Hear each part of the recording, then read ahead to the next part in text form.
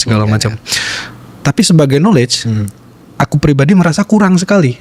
Kayak misalnya orang bisa belajar filsafat hukum, tapi tidak mengikuti misalnya perkembangan terbaru di ilmu hukum, atau belajar ekonomi, pemahaman ekonominya terbatas di abad ke-19 misalnya.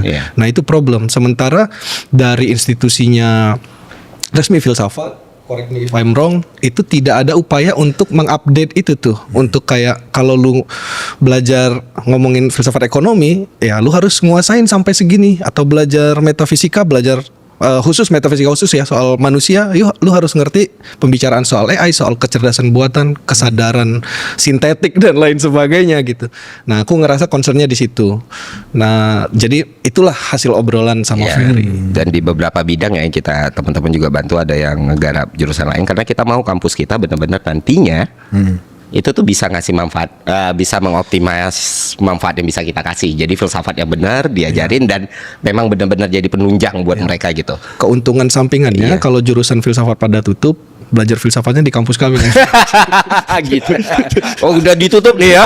Oh masih ada Malaka nih. Gimana Tin menurutmu Tin?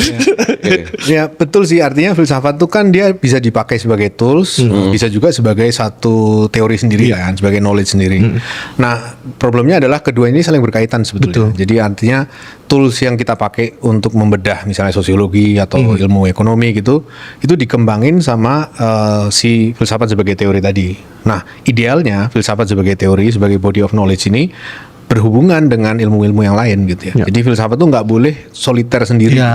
Dia nggak bisa kurang gaul, dia harus gaul dengan ilmu yang lain. Karena problem dari filsafat yang kurang gaul itu akhirnya dia akan lepas sama sekali dari perkembangan ilmu kan. Sehingga jadi insular apa yang dibicarakan itu mungkin adalah hasil pembicaraan belasan abad yang lalu dan nggak pernah diupdate.